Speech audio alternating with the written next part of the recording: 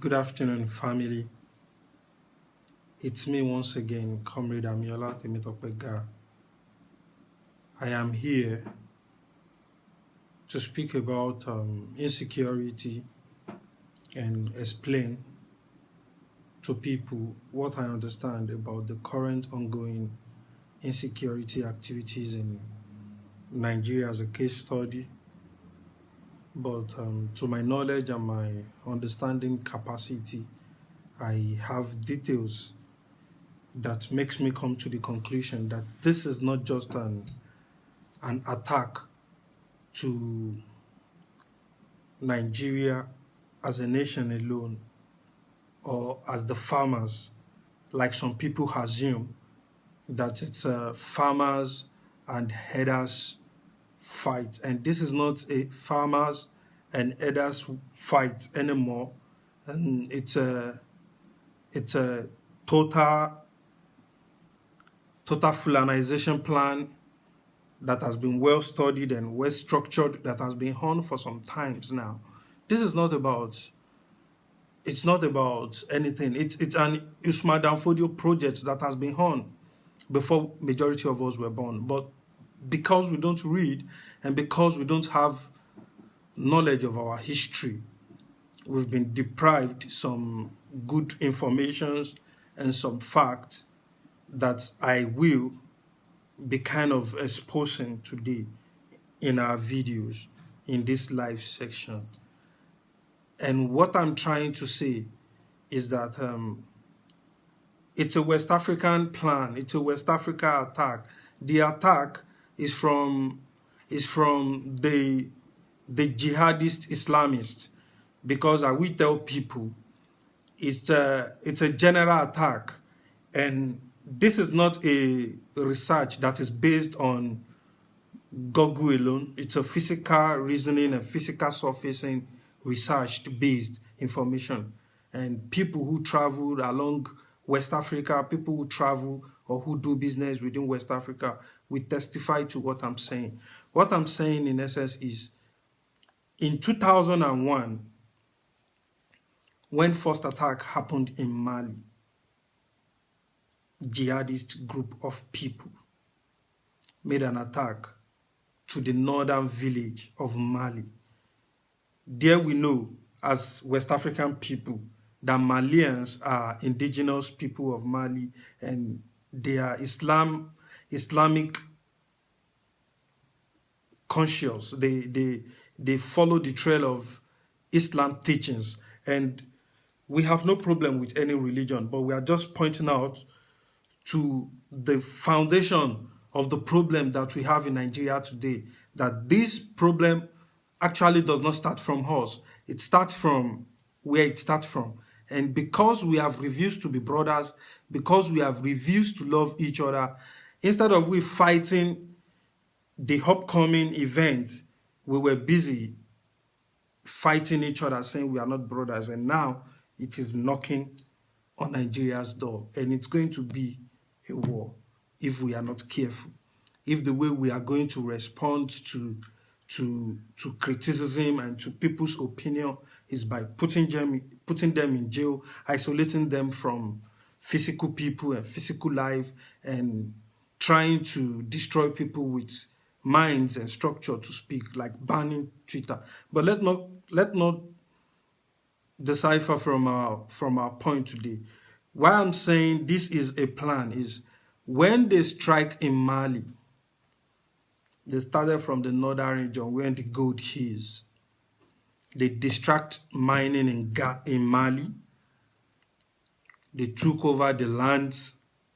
They build their armies, and they move away from Mali. They moved to Cote d'Ivoire. They took away the president. They took away the indigenous people from the north of Cote d'Ivoire. And today, Cote d'Ivoire never still remained the same, because the issue is still there today. They moved from Cote d'Ivoire. They started operating in Burkina Faso. And in Burkina Faso, when they get to Burkina Faso, They gain ground in the northern part of Burkina Faso. Like you see the hardest massacre that happened in Burkina Faso yesterday evening. The similar thing happened in Nigeria or your state yesterday midnight. It is similar. The tactics are similar. The production and the involvement of the scenario is similar. So what we are telling Nigerian government is they should stop beating the ethnicity war drum that face our problem. That is not our major problem. Our major problem are the Islamic terrorists that is in our desert, and our government is refusing to take that fact that these are organized terrorist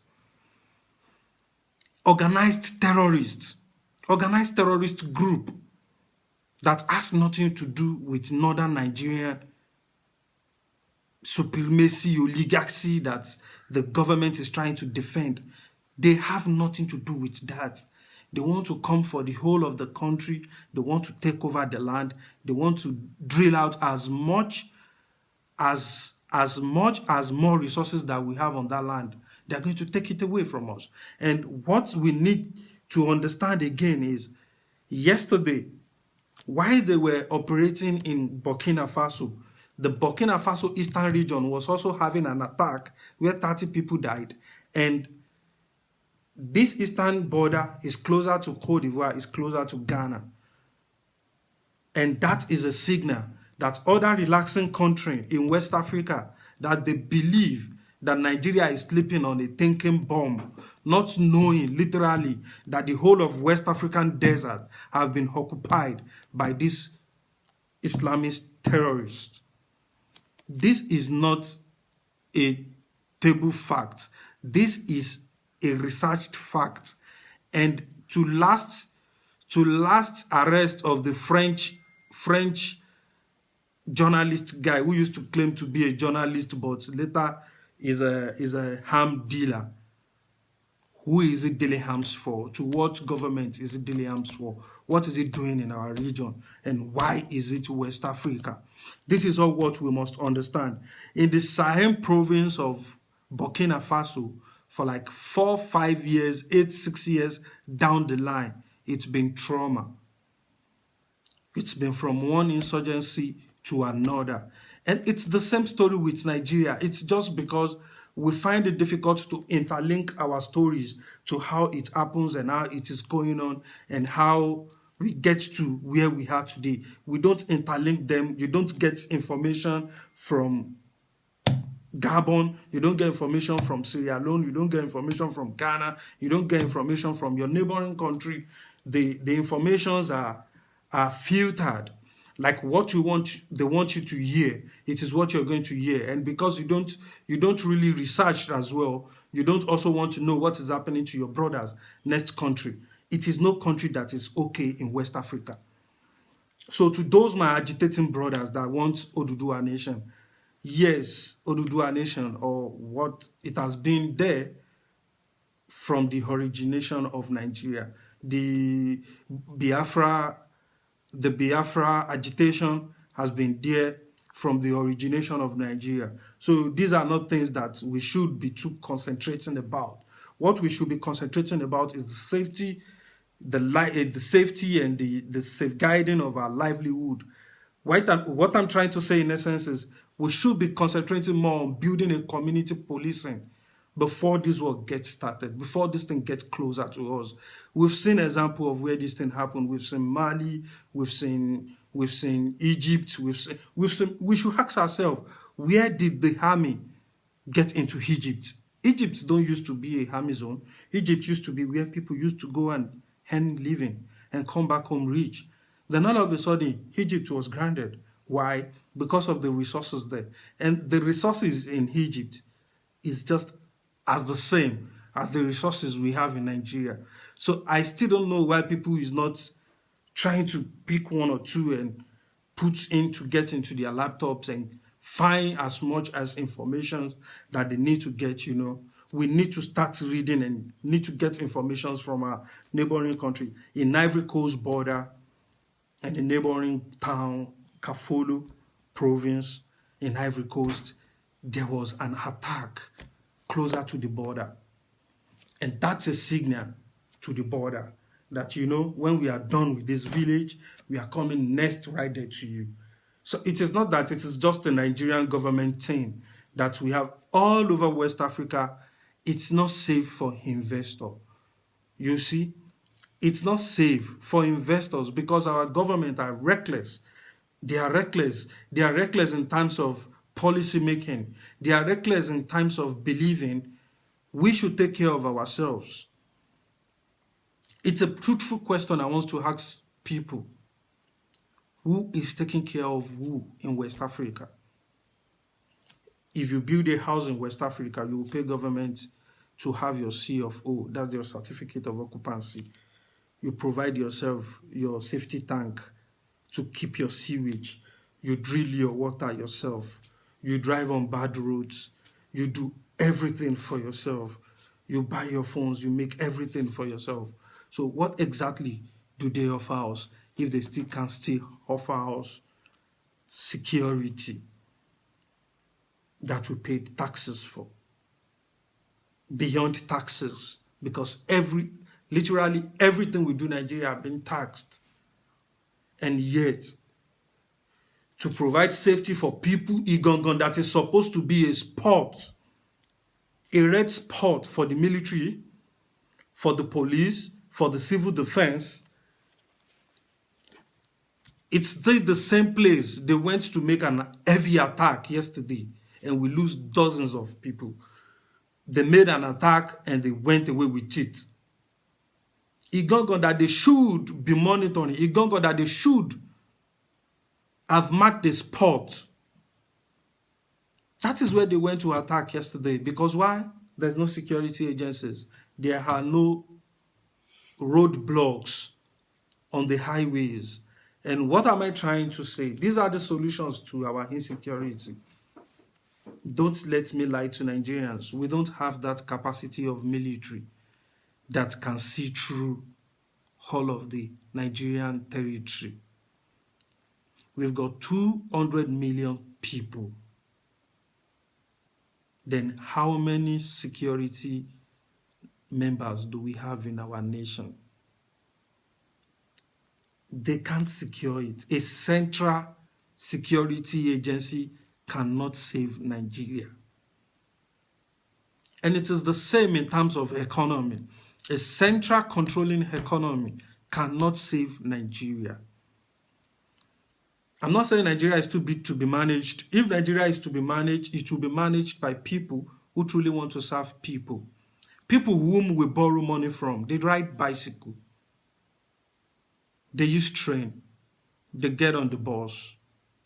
We that will lend money, we use entourage, 30 cars, 40 cars, 80 cars. We live far away from the people. You said you're representing a constituency, but you live in Abuja. The constituency where you represent, they don't even know you. No project, no involvement, no community development. The community development job has been given to the CDA. That's the Community Development Association. And I'm putting this straight to the CDA. If they've given your development to you, your security should be in your hands as well. The way you attended the Onyabo boys during the COVID-19 lockdown, when the guys are coming to you, you better organize. Don't sleep. Don't sleep with your two eyes closing. Don't sleep. You guys, I encourage you to harm yourself.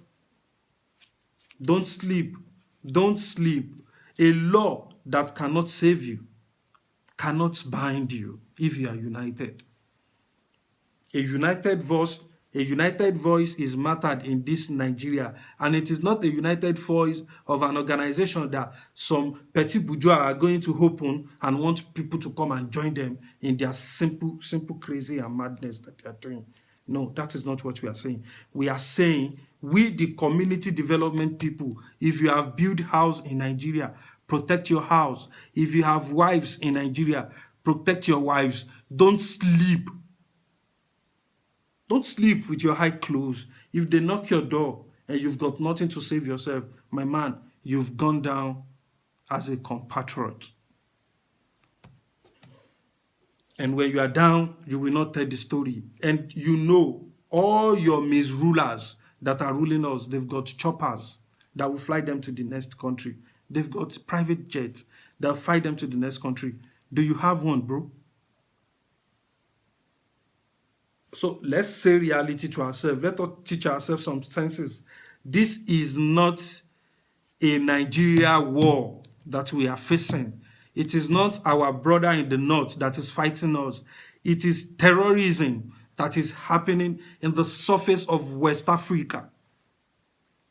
It's a clear term, my brothers. If you like, you can not understand what I'm saying, but what I'm trying to put to you guys is it is an international game plan that has happened in Afghanistan, that has happened in Syria, that has happened in Libya.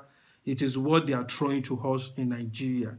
And if we accept it recklessly, I bet with you in a couple of years, we might be saying a story that is similar to that of Libya in Nigeria.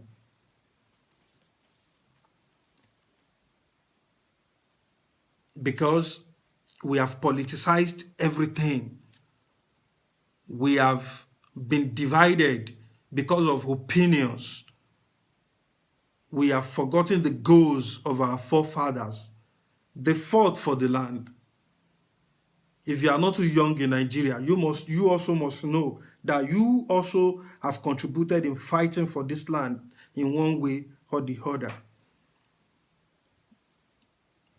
And if you are a patriot to this land that our ancestors have built, we should be patriots to understand that this is not just the war against Buhari or against the northern brothers or against the eastern brothers.